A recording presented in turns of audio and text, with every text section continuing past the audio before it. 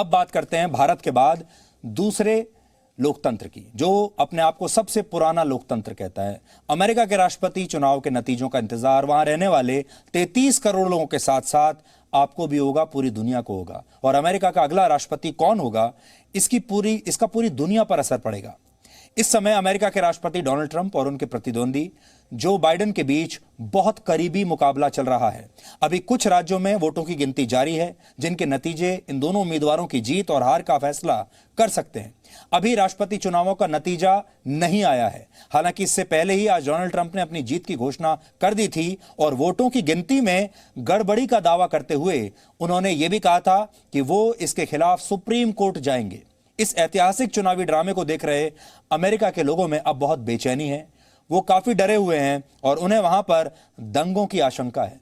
इस बेचैनी के बारे में हम आपको बताएंगे, लेकिन पहले यह देख लीजिए कि अभी इन चुनावों का लेटेस्ट अपडेट क्या है। इस समय तक डोनाल्ड ट्रंप को 213 इलेक्टोरल वोट्स मिले हैं और डेमोक्रेटिक पार्टी के उम्मीदवार जो बाइडेन को 238 इलेक्टोरल वोट्स मिल चुके हैं। यानी बाइडेन कुछ आगे चल रहे हैं। अभी 87 इलेक्टोरल वोट्स का नतीजा आना बाकी है। अमेरिका के सभी राज्यों को मिलाकर कुल 538 इलेक्टोरल वोट्स हैं और वहां राष्ट्रपति बनने के लिए इन 538 में से 270 इलेक्टोरल वोट्स की जरूरत होती है।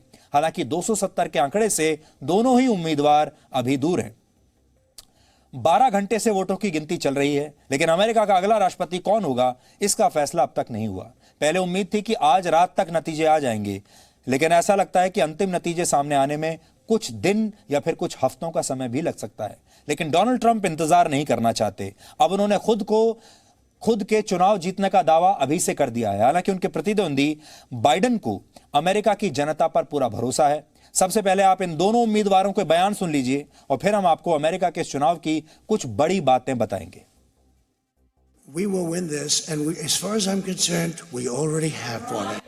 This is a fraud on the American public. This is an embarrassment to our country. We were getting ready to win this election. Frankly, we did win this election. We did win this election. So our goal now is to ensure the integrity for the good of this nation. This is a very big moment. This is a major fraud in our nation. We want the law to be used in a proper manner. So we'll be going to the U.S. Supreme Court. Look, you know, we could know the results as early as tomorrow morning, but it may take a little longer. As I've said all along, it's not my place or Donald Trump's place to declare who's won this election. That's the decision of the American people. But I'm optimistic about this outcome. हमारे देश में जब चुनावों के नतीजे आते हैं, लोकसभा चुनावों के, जिससे नई सरकार के बारे में पता चलता है, आप सुबह नाश्ते के समय टीवी के सामने बैठते हैं और लंच होते होते आपको पूरी बात समझ में आ जाती है कि अगली सरकार किसकी बनने वाली है, कौन जीत रहा है, कौन हार रहा है। दूसरी बड़ी बात यह है कि अमेरिका भले ही अपने आप को सबसे पुराना लोकतंत्र कहता हो, लेकिन देखिए वहां पर उनके चुनावों को लेकर, जनता की पसंद को लेकर, फैसले को लेकर कितना बड़ा विवाद है कि वहां के राष्ट्रपति सुप्रीम कोर्ट जाने की बात कर रहे हैं और अब सुप्रीम कोर्ट तय करेगा कि वहां अगला राष्ट्रपति कौन होगा। ये बातें अमेरिका की पोल खुलती हैं।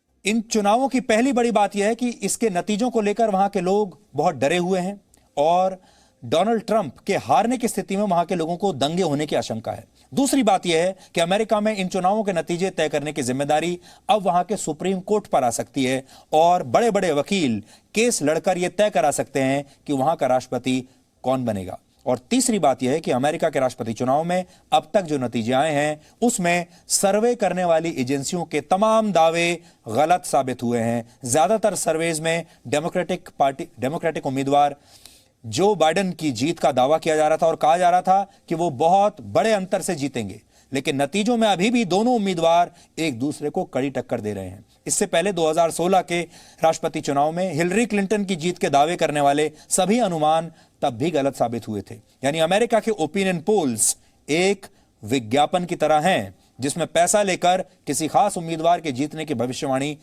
कर दी जाती है। वहां पर भी सच का बहुत अभाव है जैसे भारत में है और संभव है कि इन सर्वेज को देखकर वहां के कई वोटर्स ने ओपिनियन पोल्स में जीतने वाले उम्मीदवारों को ही अपना वोट दे दिया होगा। और इसीलिए हम कह रहे हैं कि खबर और विज्ञापन में जो फर्क होता है वो ये होता है। लेकिन भारत के लोगों के लिए जो बड़ी बात सीखने वाली वो ये कि अमेरिका भले ही लोकतंत्र का चैंपियन बनता हो, लेकिन उनके अपने सिस्टम्स में बहुत खराबियां हैं। और खास तौर पर जो उन्होंने अपनी वोटिंग का जो प्रोसेस रखा है, चुनाव का जो पूरी प्रक्रिया उन्होंने रखी है, वो इतनी जटिल है कि उसमें अक्सर विवाद होते रहते हैं। इससे पहले भी कई बार मामले सुप्रीम कोर्ट तक गए हैं और उसमें कई बार उन ऐसी त्रुटियां हैं जिसमें लोगों का जो सही प्रतिनिधित्व है, लोगों की सही इच्छा और मर्जी है, वो सामने नहीं आ पाता। इसलिए अमेरिका की पोल एक बार आज फिर से खुली है उन लोगों के लिए जो अमेरिका को बहुत महान देश समझते हैं।